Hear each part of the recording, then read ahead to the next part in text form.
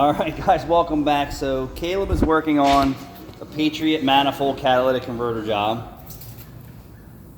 So what stemmed this video, right, is a YouTuber, or maybe a new YouTuber, put on his channel what his experience has been in 2024 as a technician.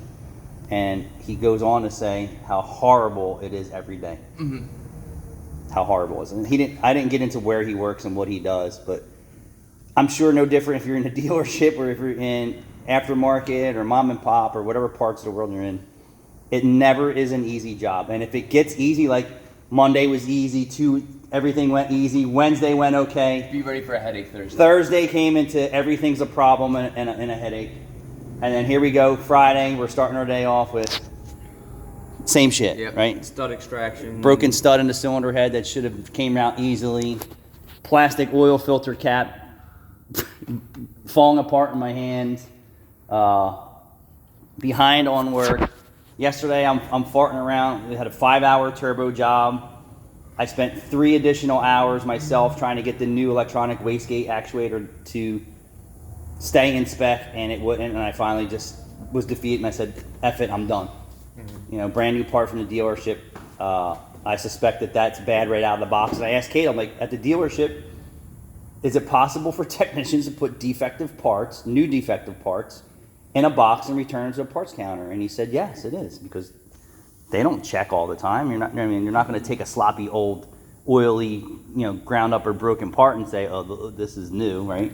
But is it possible someone put one of these high failure rate problems back in the box? There are also ways for the dealership to warranty parts too, though. Yeah, or it's because they're just such crap parts, right? That's one headache that we're getting through. That that a technician like me knows what he's doing. Use the scan tool to set it. Use a multimeter to verify accuracy, and then it changed 20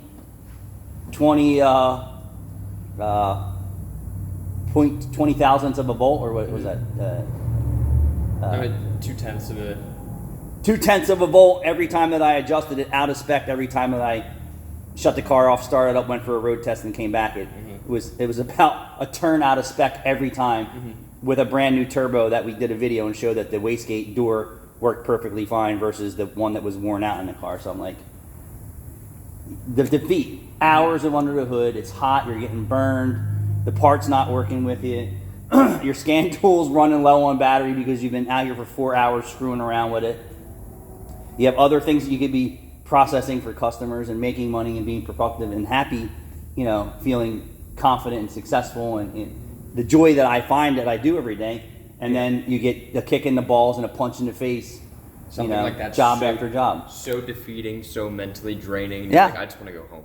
Yeah. And then Dustin's doing dent repair on the Tesla. And there was a difficult problem with the door, and I asked him if he could fix it. He said, no different than when he says, hey, Aunt, can you fix my car? Yeah, I'll fix it. Mm-hmm. I'm not going to say I can't fix something I can't fix. Mm-hmm. And he caught me with defeat. He was like, this was a hard job, blah, blah, blah, blah. The door has stress through here and there and then. And I'm like, And in my mind, I'm like, you told me you could fix it, right? Mm-hmm. This is what you do for a living. You told me you could fix it. So I was like, all right, well, just keep the car and then come back at it. And then Rachel was like, he was so defeated. She goes, he reminded me of you. I said, because he cares, he has passion, he loves what he does. And when you know that a procedure or a process should just go that easy, and I do this every day,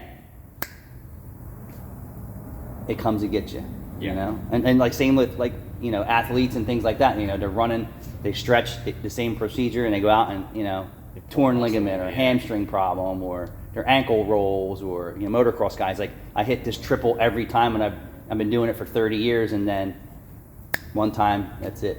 The bike doesn't respond right, or something doesn't go right, and you face plant with a broken neck or a broken back. So, yeah, defeat. So we get defeat here constantly, and I would bet you, if we interviewed every technician in the world, that they would say the defeat of what we do is even more today than it's ever been.